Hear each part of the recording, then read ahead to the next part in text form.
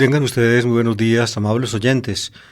Estamos de nuevo con nuestro programa La Palabra del Domingo. La Palabra del Domingo es para comentar las lecturas propuestas por la liturgia de la Iglesia en la liturgia de la Eucaristía. Pues bien, hemos avanzado ya mucho en el tiempo ordinario. El tiempo ordinario en su segunda fase, en la cual estamos ahora, se extiende desde después de Pentecostés hasta la víspera del Adviento. Las semanas del tiempo ordinario son 34 y ya hemos llegado a la semana 25ª o 25ª más bien. Por eso este domingo es el 25º domingo, el domingo 25 del tiempo ordinario. Como todos los domingos, las lecturas fijadas son 3. En el ciclo A de los domingos, el evangelio preferido es Mateo. Por eso, este domingo tendremos 3 lecturas, la primera del Antiguo Testamento, del profeta Isaías, la segunda de una carta apostólica, la carta de San Pablo a los Filipenses, y la tercera, pues del Evangelio de Mateo en el capítulo 20.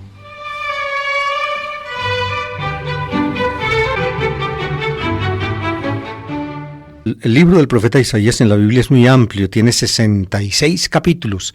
Es el libro más amplio o más extenso de la Biblia entera. Tal vez, no sé si comparado con los Salmos, en todo caso, 66 capítulos tiene el libro de Isaías. Y se distinguen en él, como les he explicado ya varias veces, 3 partes.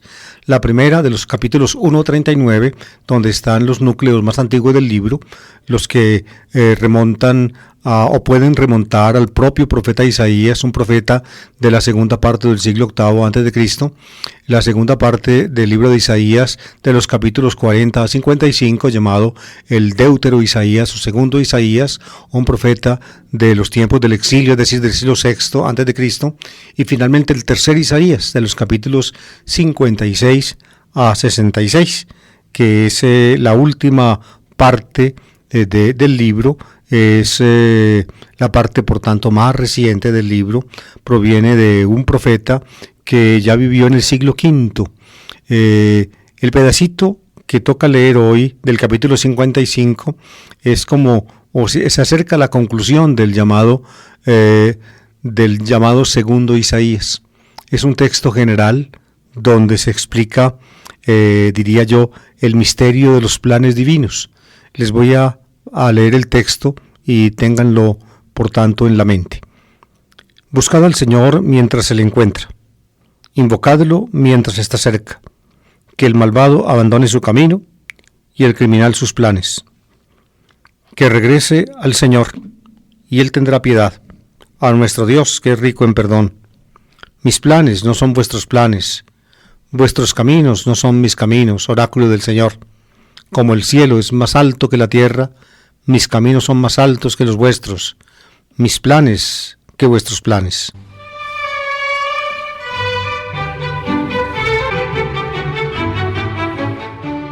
Dos estrofas constituyen este pedazo del libro de Isaías. La primera es una exhortación. Se distingue de inmediato por los imperativos que se usan. Buscad al Señor, invocadlo.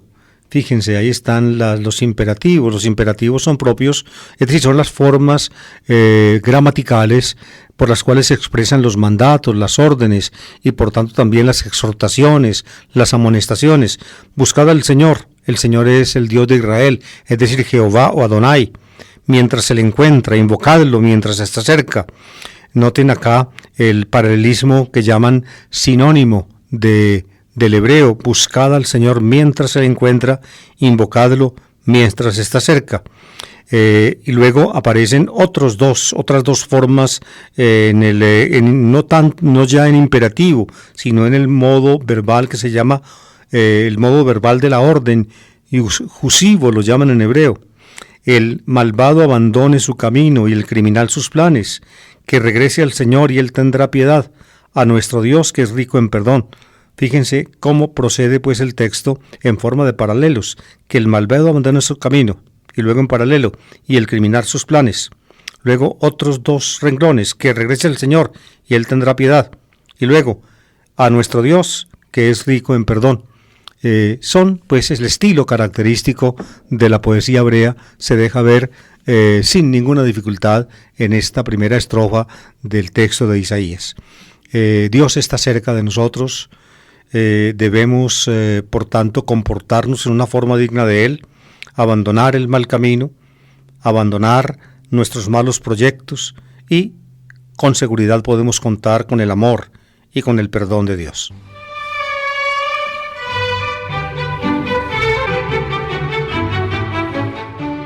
La segunda estrofa del pedacito de Isaías está unida a la primera por una palabra que llaman una palabra, los franceses dicen mot crochet, una palabra que junta lo uno con lo otro, el crochet. Las señoras nuestras hacen crochet, es decir, con las agujas van tejiendo y unen, digamos, una unidad que tejen a la anterior. Ese es el crochet, ir juntando una cosa con la otra. Aquí la palabra, digamos, que se repite es planes, que el malvado abandone su camino y el criminal sus planes. Y luego viene la segunda estrofa, mis planes no son vuestros planes, vuestros caminos no son mis caminos. Noten bien, las dos palabras de la estrofa anterior, camino y planes, se repiten en la nueva estrofa. Y de esa manera se va formando un conjunto. La primera estrofa es exhortatoria, es decir, es una amonestación para cambiar de vida, para invocar al Señor con la certeza de que Él está cerca de nosotros y que no nos abandona y que nos perdona. En la segunda estrofa, en cambio, la idea es otra, la idea es la inaccesibilidad más bien, de los designios divinos. Los designios divinos no son como los designios humanos. Los planes humanos provienen de nosotros y solamente pueden alcanzar, y no siempre lo hacen, las metas que están, digámoslo así, que nosotros nos proponemos. En cambio, Dios tiene una mirada que abarca no solamente pues el presente, sino el futuro, una mirada eterna. Mis planes no son vuestros planes, vuestros caminos no son mis caminos. Es decir, Dios va más allá. Dios va más allá. Cuando uno cree en Él, cuando uno cumple su voluntad, entonces uno se integra realmente en los proyectos de Dios. Mis planes no son vuestros planes, vuestros caminos no son mis caminos. Y termina con una comparación que hace intuitiva la diferencia entre los planes humanos y los divinos, los caminos humanos y los divinos. Y la comparación es esta, el cielo y la tierra. Como el cielo es más alto que la tierra, mis caminos son más altos que los vuestros, mis planes que vuestros planes. Noten pues, las palabras que se repiten son siempre camino y planes, camino y planes, camino y planes, o también en orden inverso, planes y camino, planes y camino. El cielo es más alto que la tierra, eso depende de la observación humana.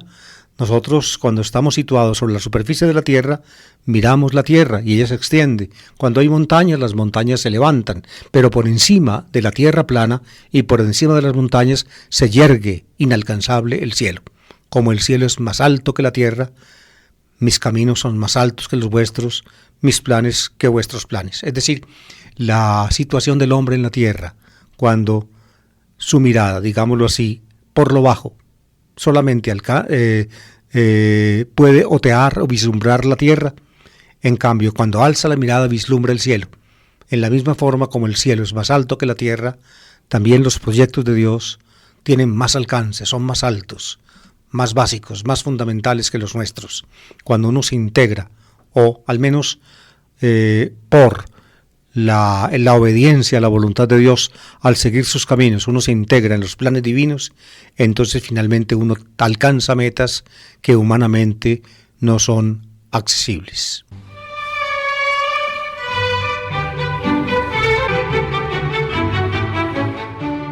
La segunda lectura está tomada de la carta a los Filipenses. Amables oyentes, les he explicado también ya varias veces que entre las cartas que figuran en el Nuevo Testamento con el nombre de Pablo, son las llamadas el Corpus Paulinum, las cartas paulinas, hay 7 que son seguramente de Pablo, es decir, que él mismo personalmente estuvo comprometido en el surgimiento de estas cartas.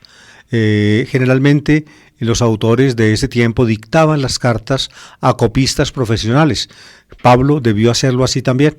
Por eso él es autor, digámoslo así, no material de las cartas en el sentido de que él mismo personalmente las haya escrito, sino que Las 7 esas a las cuales me refiero son dictadas por él. Esas 7 son las llamadas protopaulinas, para distinguirlas de las otras que son llamadas hoy en día por los críticos deuteropaulinas, secundariamente paulinas, porque el apóstol no estuvo directamente comprometido en el surgimiento de estas cartas, sino que fueron escritas en nombre de él, o por encargo de él, o después de él. En eso, pues, hay opiniones divergentes entre los críticos. La carta a los Filipenses, de la cual tomamos el pedacito que enseguida escucharemos, es directa de Pablo, es decir, es una carta protopaulina, pertenece a las 7 cartas que proceden directamente de Pablo, y es una de las últimas que él escribió. La primera que él escribió es la primera Tesalonicenses, y después de esa, en el grupo de las 7 se acumulan unas 3 o 4 que la carta a los tesalonicenses procede de Pablo cuando estaba en Éfeso, por allá en el año 51, en Corinto, en el año 51. En cambio, todas las otras 6 proceden de Pablo en su ministerio posterior. La mayor parte de ellas proceden de Pablo cuando estaba en Éfeso. Filipenses, por ejemplo, la carta a los Filipenses procede, y lo mismo la carta a los Filemón, proceden de Pablo cuando éste estaba en la cárcel de Éfeso. La segunda carta a los Corintios procede de Pablo cuando fue, digámoslo así, liberado de la cárcel y parte de Éfeso hacia Macedonia. Y en Macedonia, en Filipos, escribe la segunda carta a los Corintios, yendo precisamente de camino desde Macedonia hasta Corinto. Por tanto, esta carta a los Filipenses es anterior a la segunda Corintios, o al menos a la parte más reciente de la segunda Corintios. Algún día les explicaré toda la problemática que hay con respecto a la segunda Corintios. Filipenses, por tanto, es aproximadamente del año 56, cuando Pablo estaba preso en la cárcel de Éfeso. El libro de los Hechos parece explicar la razón por la cual Pablo fue apresado en Éfeso. Hubo un disturbio popular a raíz de que la predicación cristiana estaba perjudicando los negocios de los amuletos o estatuicas de la diosa en el templo famoso de Artemisa de Éfeso, y entonces las autoridades del templo se volvieron contra los cristianos. A Pablo lo metieron en la cárcel. En la primera carta a los Corintios, al comienzo, Pablo expresa, digámoslo así, el recuerdo, digamos, doloroso todavía de su situación en la cárcel. Él pensó que su vida había llegado al final, que ya de esa situación no saldría vivo, es decir, que finalmente lo condenarían a muerte en Éfeso y lo matarían. Eso pensó él, y sin embargo fue liberado. Y por eso le da gracias a Dios con ahínco y habla ampliamente del consuelo que Dios le dio al comienzo de la segunda Corintios, escrita pues unos meses después de ser liberado de la cárcel de Éfeso, cuando de Éfeso rápidamente va a Filipos y allí escribe. Filipos era una ciudad de Macedonia, es decir, en la parte oriental de la Grecia actual. Filippi se llamaba en el tiempo de Pablo, Filippi. El nombre se lo habían puesto a la ciudad en honor del famoso rey de Macedonia, Filipos, el padre de Alejandro Magno. Filippi, allí estuvo Pablo, allí predicó el Evangelio. Hoy en día la ciudad de Filippi no existe, pero uno puede ver unas ruinas, digamos, majestuosas, el ágora, o la agorá, como llamaban los griegos, una gran plaza. Uno ve columnas o restos de columnas alrededor. El libro de los Hechos cuenta que Pablo estuvo en Filipos preso, y entonces, evidentemente, sin apreciable fundamento histórico, le muestran a uno por allá en un pedazo de las ruinas que quedaron de la antigua Filipos, sin que uno pueda asegurar, o sin que le aseguren que esas ruinas son de la época más antigua de la ciudad, cuando estuvo Pablo allí.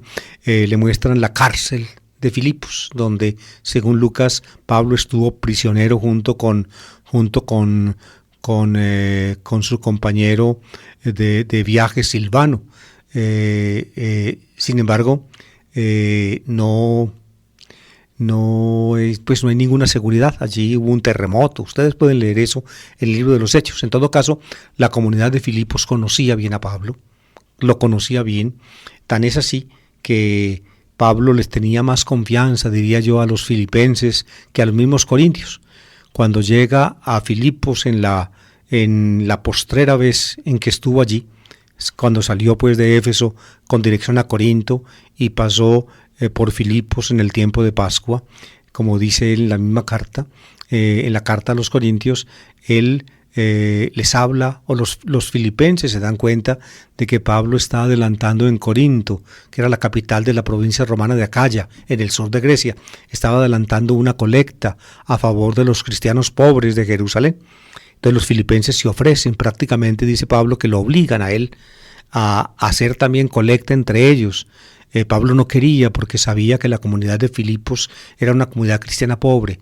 En cambio en Corinto había gente platudita y que podía colaborar, digamos, sin privaciones. Pero los filipenses lo obligan. Pablo explica eso en la 2 Corintios. Ustedes ven pues en qué clase de comunidad está escribiendo Pablo esta carta.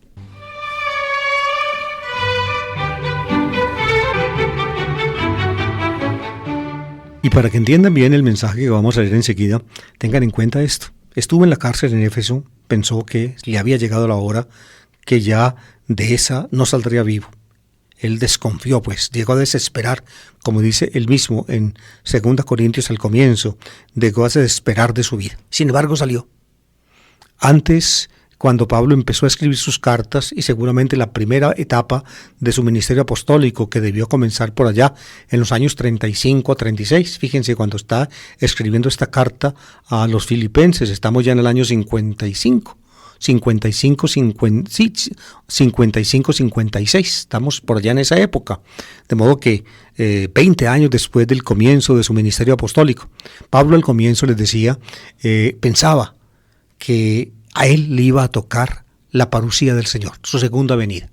Así lo dice explícitamente en la carta a los tesalonicenses, escrita en el año 51, cuando los tesalonicenses están desorientados porque algunos cristianos después de la partida de Pablo murieron y no les tocó la parusía. Entonces les parece a los tesalonicenses que esos van a quedar muy perjudicados porque murieron antes de la llegada del Señor, y Pablo les contesta en una carta desde Corinto que no es así, porque cuando el Señor venga, de inmediato lo primero que va a ocurrir es la resurrección de los cristianos muertos. Van a resucitar. Y entonces los muertos, juntos con los que quedemos vivos, dice él, seremos arrebatados en el aire al encuentro de Cristo que viene con su cortejo celestial. Así lo dice. Por tanto, Pablo piensa hacia el año 51 que a él le va a tocar la parusía, la venida del Señor estando vivo. Pero pasa el tiempo y pasa el tiempo. La 1 Corintios parece todavía pensar en la misma forma, pero ya no es tan explícito. Y luego, en Filipenses y en 2 Corintios, Pablo, pues después de ese tremendo susto que pasó en Éfeso, cuando pensó que lo iban a matar, entonces Pablo ya se convence de que es muy probable que él tenga que morir antes de la venida del Señor. Pablo, por tanto, ve cómo la muerte se acerca, y precisamente entonces esto le impone una reflexión teológica acerca de el significado de la muerte, o lo que entraña la muerte de un cristiano cuando muere antes de la parusía del Señor. Este es el tema que toca en este puntico de Filipenses.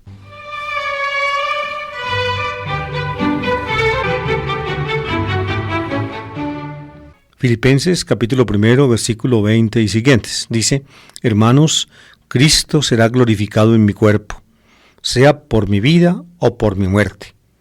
Para mí la vida es Cristo, y una ganancia el morir. Por eso, pero si el vivir esta vida mortal me supone trabajo fructífero, no sé qué escoger. Me encuentro en esta alternativa. Por un lado deseo partir para estar con Cristo, que es con mucho lo mejor, pero por otro lado, quedarme en esta vida. Veo que es más necesario para vosotros. Lo importante es que vosotros llevéis una vida digna del Evangelio de Cristo.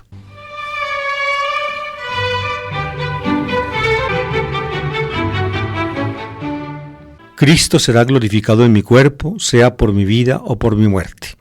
Pablo, pues, sabe lo que todos nosotros sabemos, pero para Pablo, fíjense, pronunciar estas palabras o escribirlas,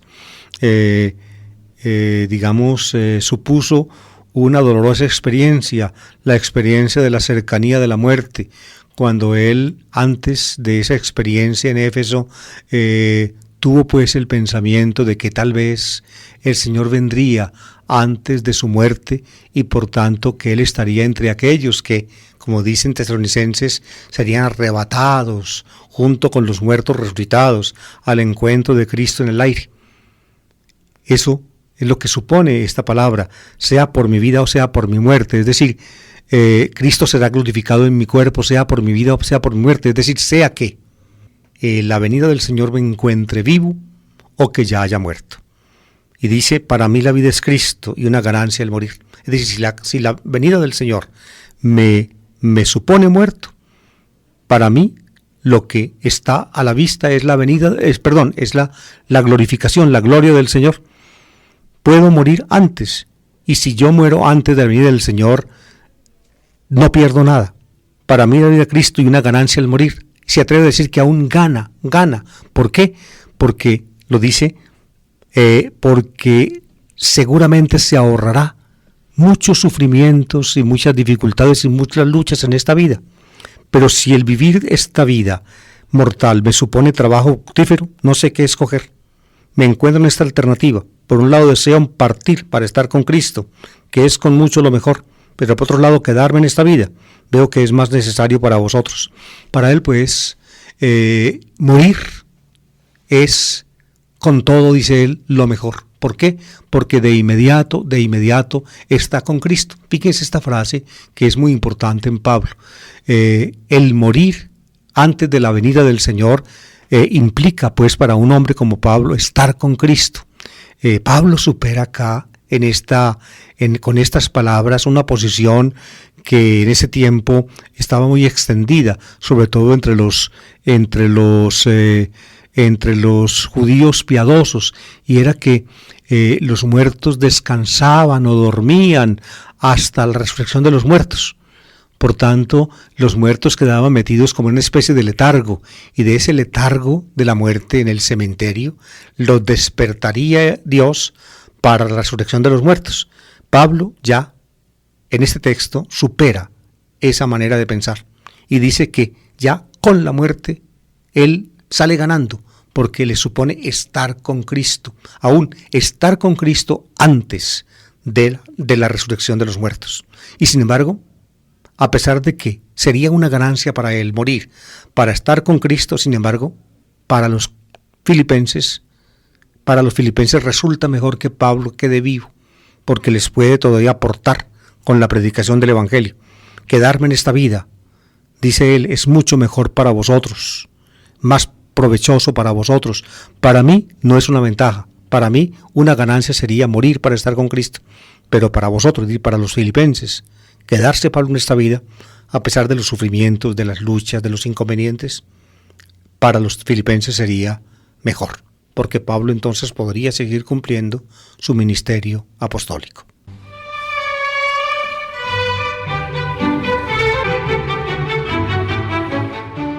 Y así llegamos al texto evangélico que toca esta semana, amables oyentes.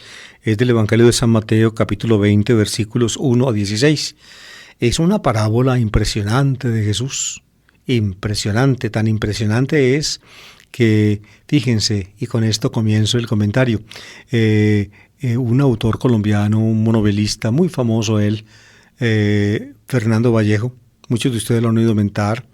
Es un hombre pues de conducta un poco extraña, tiene una palabra viperina, una lengua viperina, y derrama pues desde su lengua y sus escritos un veneno muy grande frente al cristianismo, frente a la iglesia, frente a la religión, frente a todo. Él lo reconoce, él fue educado como cristiano por su madre.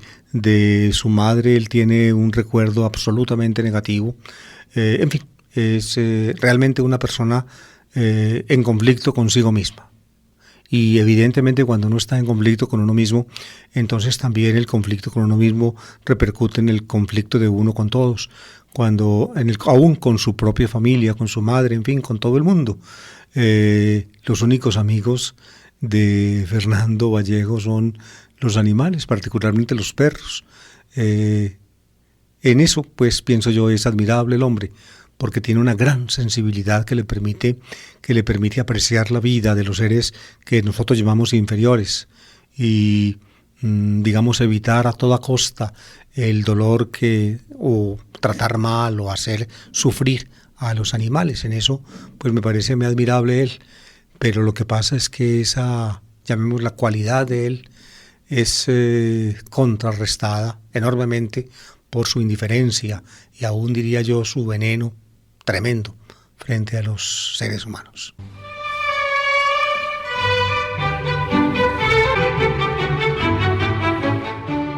Y en una novela reciente, la última que hasta donde yo se ha publicado, perdónenme, le voy a dar el título, pero así se llama, La puta de Babilonia. El tema es la iglesia. La iglesia es nombrada en la novela de él con ese apelativo, la puta de Babilonia. Él descarga pues todo su veneno, todo su veneno. Haber sido cristiano para él fue el atentado más grande contra su propia vida, el que le hubieran metido en la cabeza las cosas de la iglesia, las cosas de Dios, el conocimiento de Jesucristo. Él lo dice en todos los tonos. Él es erudito, el hombre estudia, ha estudiado los textos, ha estudiado algunos autores críticos, digamos que tratan los temas de la Biblia con profundidad. Sin embargo, en algunas de las posiciones de él, las posiciones críticas son, pienso yo, ya un poco atrasadas, es decir, la investigación más reciente, él no la conoce y sobre todo que él no tiene la capacidad de ponderar aquello que como novelista, como persona culta, saca de los escritos que lee. Él no pondera porque no tiene una formación propiamente teológica, exegética, crítica, científica, lingüística, que le permita a él, digamos, sopesar lo que lee y presentarlo en una forma más coherente. Se atreve a decir, por ejemplo, que Jesús no existió. Y sin embargo, en todos sus escritos, particularmente en este último, lucha con Jesús. En el fondo, pues, Jesús, pues naturalmente, como no existió, no resucitó. Pero como no existió, entonces lo hace existir en su odio Fernando Vallejo para poderlo atacar y para poderlo vilipendiar y para poderlo pisotear. Entre los textos del Evangelio que él analiza, a veces lo hace con cierta profundidad y pienso yo con lucidez. Él es un hombre inteligente, sin ninguna duda. Fernando Vallejo le dedica la diatriba más feroz a este pedacito del Evangelio que toca leer esta semana, a la parábola del propietario que consiguió trabajadores para su viña. Y aunque los consiguió a distintas horas del día y por tanto los trabajadores trabajaron distintos lapsos de tiempo, al final les paga a todos igual. Y les paga primero a los últimos que los primeros. Para Fernando Vallejo, este es el adefesio más grande que él puede encontrar en el cristianismo naciente y en boca de un Jesús que paradójicamente, según él, no existió y sin embargo lo ataca porque presuntamente dijo esto. En todo caso, así lo hace él.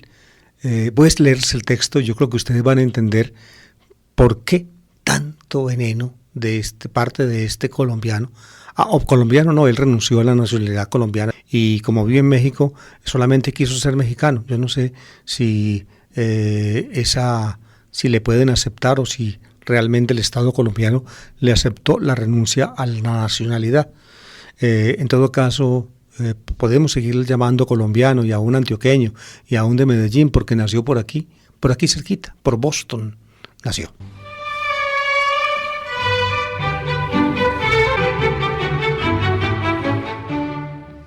En aquel tiempo dijo Jesús a sus discípulos esta parábola: el reino de los cielos se parece a un propietario que al amanecer salió a contratar jornaleros para su viña.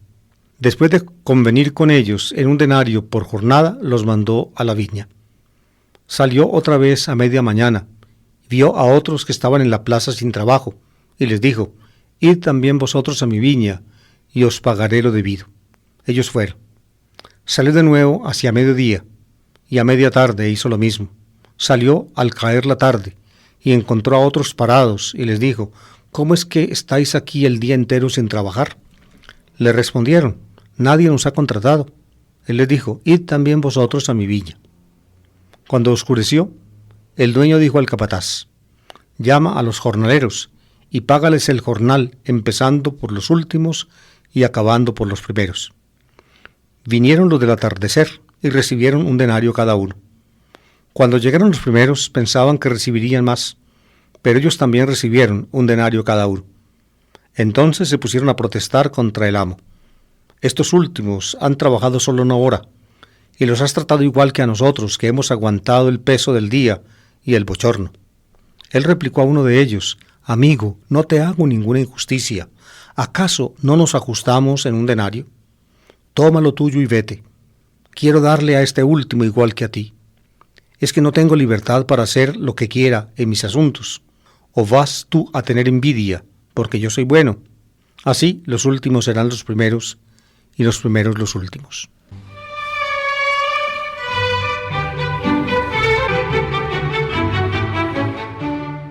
El propietario de que habla Jesús acá es un hombre relativamente pudiente, tenía una viña, él mismo no la trabajaba, sino que contrataba gente para que lo hiciera, por tanto los trabajadores son jornaleros, así se dice todavía en nuestro idioma, jornaleros, el jornalero es el que trabaja a pago o a sueldo, y el jornal es lo que se le da, digamos, por el día de trabajo, jornal, la palabra jornal. Tal vez ustedes conocen en francés jour significa día, en italiano giorno significa día, buongiorno dicen en italiano buen día, bonjour dice en francés buen día. Fíjense, el jornal por tanto es el pago por el trabajo del día. El trabajo del día se pagaba con un denario. Un denario era una unidad monetaria romana que se usaba en ese tiempo. Se han encontrado en las excavaciones miles de moneditas de denario y por ahí están en los museos. Uno las puede ver, aún moneditas que son del tiempo de Jesús, como esa de la cual habla el Evangelio, que tenía la cara, la efigie del rostro del emperador Tiberio a un lado y alrededor de él la inscripción del emperador Tiberius, Divus Tiberius César, Augusti Divi Filius, hijo del divino Augusto. En fin, contrató pues este propietario para su viña trabajadores jornaleros, pero los contrató a diferentes horas del día. Para el trabajo completo, para la jornada completa, contrató unos por la mañana, es decir, de madrugada, a eso de las 6 o de las 7, para que trabajaran el día entero. La gente trabajaba, el día de trabajo era de luz a luz, es decir, de la salida del sol hasta el ocultamiento del sol. De luz a luz digo yo porque el comienzo de la noche se calculaba o se señalaba por la aparición del lucero de la noche, es decir, Venus, de luz a luz, de la luz del sol a la luz del lucero de la noche. Esa era la jornada de trabajo. Por tanto, los primeros contratados iban a trabajar el día completo, iban a recibir naturalmente el jornal completo del día. Pero luego, sin explicar por qué, el señor el propietario, buscó más trabajadores. Uno los contrató a eso de la media mañana y los mandó a la viña y les dijo, les voy a pagar lo debido. Pues lo normal era que, como van a trabajar menos, les pagara menos que el del jornal, es decir, no el denario, sino algo menos, porque no iban a trabajar todo el día. Luego a mediodía buscó a otros y a media tarde otros, es decir, a eso de las 12 del día y de las 3 de la tarde. Si a esos también les garantizó pago, se ve que recibirían menos del jornal del día y menos que los que trabajaron desde la media mañana. Los que trabajaron desde el mediodía van a recibir un poco más de los que trabajaron o que van a trabajar desde la media tarde. Pero lo más extraño ocurre es cuando al final del día, ya faltando 1 hora para el atardecer, para el anochecer, el hombre volvió a salir y contrató a otros que estaban por ahí parados. Con esos otros dialoga. ¿Cómo es que están ustedes parados aquí el día entero sin trabajar? Y ellos contestan, pues nadie nos ha contratado. Vayan ustedes también a mi viña. Y estos pues van y trabajan 1 hora. Y aquí viene el escándalo del cual se hace eco naturalmente, como les expliqué ahora, Fernando Vallejo. un eco, digámoslo así, que es aparentemente justo, un escándalo aparentemente justo, cuando uno mira las cosas, diría yo, desde el ángulo de la justicia de los hombres. Fíjense, le dice el dueño, el capataz: hombre, vaya, págueles a todos, pero págueles a todos el jornal completo, es decir, el denario, a todos, a los primeros, a los de la media mañana, a los de la media tarde, a los del mediodía y a los de la última hora, a todos el jornal completo. Uy, uno dice, si mira las cosas, digamos, desde el ángulo de la justicia humana, dice, pues hombre, no está haciendo mal el hombre porque finalmente va a pagar el jornal completo, pero se le está yendo la mano en generosidad con los últimos y con los que trabajaron menos del día. Pues eso podría comprenderlo uno. Esa es la óptica, digámoslo así, que uno debe comprender. Sin embargo, no es, diría yo, eso no se compagina con ningún código laboral. El código laboral es que hay que pagar el salario completo al que se lo gana y luego dividir el salario según lo trabajado por cada uno. Por eso entre nosotros se distingue el jornal del día, trabajar el día y luego trabajar por horas, trabajar 1 hora, 2 horas, 3 horas. La justicia está en que a cada cual se le pague lo que trabajó, lo que hizo, pero precisamente es eso lo que no va a ser el dueño de la viña según la orden que le da el capataz. Y esto provoca pues el escándalo y la protesta de Fernando Vallejo, así como también el escándalo y la protesta, según la parábola, de los que llegaron primero.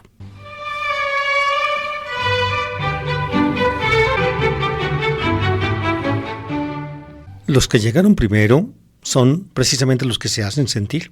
¿Por qué? Porque ellos trabajaron el día completo y sin embargo les dieron el jornal completo. Pero a otros que trabajaron menos, sobre todo los últimos, que no trabajaron sino 1 hora, también les dieron el jornal completo. Es decir, los igualaron a ellos que trabajaron el día entero con los últimos, sobre todo con los últimos. No tanto con los del intermedio, sino con los últimos que solamente trabajaron 1 hora. Por tanto, los primeros se sienten perjudicados. ¿Cómo es que tratas a estos últimos? Lo mismo que a nosotros, que hemos soportado el día entero, el calor, el trabajo completo. ¿Cómo es que los tratas igual? Y el dueño tiene que defenderse. ¿Y cómo se defiende? Se defiende apelando a su bondad. Es que yo a ustedes no les hago ninguna injusticia. ¿No convinimos pues en que yo les pagaba el jornal del día? Pues tómenlo. Es de ustedes, se lo ganaron. Pero yo quiero darle a estos últimos lo mismo que a ustedes. Es que yo no puedo ser bueno porque ustedes no me lo permiten. Es que el ojo de ustedes es envidioso porque yo soy generoso. Déjenme ser generoso, déjenme ser bueno, déjenme, permítanme hacerlo. Fíjense, amables oyentes, despotricar contra Jesús como lo hace el autor que les mencioné ahora, pienso yo es comprensible porque evidentemente ningún código laboral, digamos, permite, o mejor dicho, aconseja un proceder así. No, al contrario, a cada cual hay que pagarle conforme a lo que trabaja, generalmente, o conforme al contrato. Sin embargo, fíjense, tampoco está prohibido civilmente que uno le pague el día completo a una persona que trabaja mediodía o que trabaja 1 hora. No me voy como les dijera, a jactar, pero yo a veces lo hago con personas que me hacen un trabajo en la parroquia o en alguna parte. Pues yo no me voy a poner a medir, a dividir por 3 o por 4 el jornal del día, sino que muchas veces por un ratico pues les da uno lo que se suele dar por un día de trabajo o hasta más cuando uno tiene o cuando ve la necesidad de la gente. Fíjense, eso es lo que pasa según Jesús con Dios. Por eso la parábola empieza cuando Jesús dice: se parece el reino de los cielos a un propietario. Es decir, Dios actúa así. Dios actúa así. ¿Por qué Jesús tuvo que recurrir a una parábola como esta para explicar a la gente cómo actúa Dios? ¿Por qué tuvo que hacerlo? Enseguida lo explicaremos.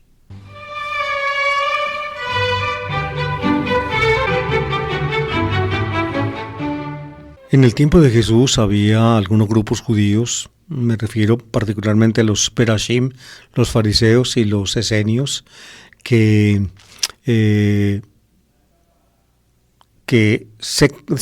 formaban, digamos, una élite, la élite piadosa de Israel. La insistencia de ellos era en la ley del Señor, cumplir la ley, cumplir hasta en sus mínimos detalles. Aún más llegaban a exagerar la ley para ponerse, digamos ellos, más cargas que las que la ley directamente imponía. Jesús dice por allá que algunos de ellos, digamos, le pagaban el diezmo de hierbas que según la ley no tenían por qué pagar diezmo. Es decir, en el campo de los diezmos ellos se imponían más cargas que los que la ley misma imponía. La ley imponía pagar diezmo por los cereales, particularmente por el trigo y por el mosto, es decir, el jugo de la uva. Por eso había que pagar diezmo por el ganado, pero no, digamos, por el anís y el comino y la hierbabuena. Por eso no, y sin embargo pagaban diezmo por eso. ¿Por qué? Porque para ellos la fidelidad a Dios, digamos, se marcaba aún exagerando la obligación de la ley. Y se pasaban, digámoslo así, en el cumplimiento de la ley. Se pone decir, mientras más estrictos y más rigurosos fueran, más justos les parecía ser, y por tanto entonces tenían, y esto es lo más tremendo, tenían ellos el riesgo de comprometer a Dios u obligar a Dios según la amplitud y el rigor del esfuerzo que tenían que hacer.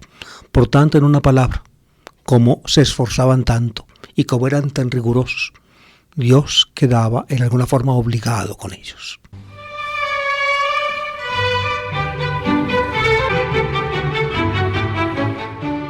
Un ejemplo, amables oyentes, de esto aparece en otro texto, otra parábola, un ejemplo que pone Jesús, el del fariseo y el publicano en el templo. El fariseo llega al templo, se queda de pie o se pone de pie y en alta voz dice: Señor, te doy gracias, yo no soy como los demás, que son asesinos, que son adúlteros, que son ladrones. Empieza pues él a pregonar su propia justicia, y al pregonar su propia justicia mira con resquemor, de reojo, al publicano, al recaudador, pecador que está allí con la cabeza agachada y apenas murmurando delante de Dios: perdóname, Señor, que soy un pecador. Ese es el riesgo de los que miran todo en una forma tan rigurosa. Les parece que, por un lado, Dios les queda debiendo por todo el esfuerzo que hacen, y por el otro lado, los demás, los que no hacen ese esfuerzo, o que quizá fallan en una cosa o en la otra, que los demás ya están excluidos, están para siempre desahuciados del amor y de la misericordia de Dios. Los fariseos llamaban a la gente sencilla, la que no conocía la ley, la que no practicaba la ley según las normas tal como ellos las entendían y según toda la tradición oral alrededor de esas normas, que le aumentaba pues a la ley, digamos, la aumentaba muchísimo. Los que no hacían todo eso los llamaban ellos despectivamente el Am Haaretz, así se dice en hebreo, el pueblo de la tierra. Eran la masa damnata, es decir, aquellos que no tenían ninguna oportunidad delante de Dios. Para ellos no habría salvación. Así lo pensaban.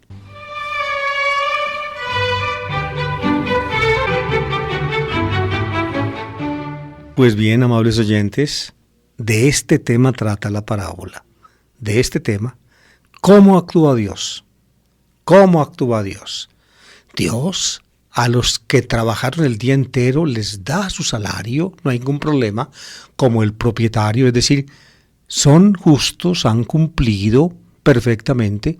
Lo que pasa es que si han cumplido, en este caso por el contrato que hicieron con el propietario de trabajar, evidentemente entonces el propietario les paga lo que les debe pagar. Pero hay otros que llegan después, que cumplieron algo, pero no lo cumplieron todo. Y finalmente hay otros que llegan a última hora, que no tienen tiempo de hacer prácticamente nada. En esos últimos que llegan, en la parábola, Jesús con seguridad está mirando a la peor gente de su tiempo, a los publicanos, a los pecadores, a las prostitutas. Fíjense que de todos esos temas trata el Evangelio. Hay ejemplos en el Evangelio de Jesús con la prostituta, de Jesús con el publicano Zaqueo, de Jesús con el publicano Leví, de Jesús comiendo con publicanos y pecadores. De todos esos hay ejemplos en el Evangelio. Jesús hacía eso. Y lo criticaban y le decían, ¿usted por qué se mete con esta gente? Si esta gente no cumple la ley, si esta gente es digna de la maldición de Dios, si de esta gente ya no habrá misericordia de parte de Dios, esta gente ya no vale nada. Jesús decía, a Dios esta gente le importa. Y Jesús lo decía en todos los tonos y en todas las maneras. Por ejemplo, con la parábola del pastor que se le pierde una oveja.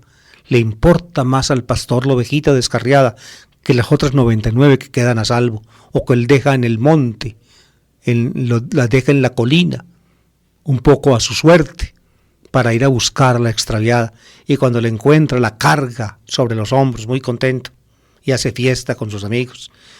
O esa otra historia del hijo pródigo, que es muy parecida a esta parábola, cuando se comparan los dos hijos, el hijo cumplidor que se queda en casa y el hijo menor que se fue y regresa. El papá parece preferir al hijo menor cuando llega, porque le hace una fiesta maravillosa, una fiesta contra la cual protesta el hijo mayor, porque él no ha tenido en la casa una fiesta semejante a la que hace su padre cuando el malo, el sinvergüenza, el perdido llega, y su padre le contesta, no te enojes, tú estás en tu casa, todo lo mío es tuyo. Es parecido a lo que le dice aquí el propietario a los que trabajaron todo el día, yo te pagué lo tuyo, toma lo tuyo y vete, es tuyo, te lo ganaste, tú lo tienes, déjame a mí ser bueno también con estos, que no hicieron prácticamente nada, yo les quiero dar a ellos también. Hay que dejar ser bueno a Dios. Eso es lo que no entiende Fernando Vallejo cuando lee esta historia. Le parece que esta historia es como el paroxismo de la injusticia, como si finalmente Jesús fuera una persona injusta, que estuviera, glorificando la injusticia y la mala repartición de los salarios y la opresión de los que trabajan. No es eso. Lo que Jesús quiere con esta historia es pregonar un amor de Dios y una bondad de Dios que para todos es inmerecida y de la cual no están excluidos los últimos, los que nada merecen. Precisamente porque nada merecen, Dios es más querido cuando a los que nada merecen, todo les da.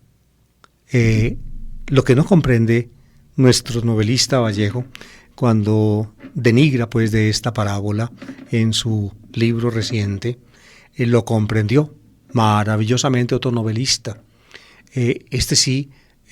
uno de los más grandes novelistas de la humanidad, Fyodor Dostoyevsky, en su famosa novela Crimen y Castigo. En esa novela, Fyodor Dostoyevsky urde el caso de una muchachita, jovencita, Sonia se llamaba. El padre de ella era un vagamundo y un borracho incorregible. Pasaba el día en la taberna, ahí se gastaba todo, a la mujer y a los hijos los dejaba sin nada. Para poder subsistir, la muchacha pues tuvo que prostituirse porque el padre no atendía a la familia. La madre era tísica, la pobre muchacha pues se prostituyó y con eso ganaba algo para sostener a su madre y sus hermanos. Y al final la muchacha murió. Esa vida que llevaba finalmente pues terminó. Y le van a contar al padre en la taberna que su hija Sonia murió. Y el padre entonces tiene un elogio maravilloso para su hija.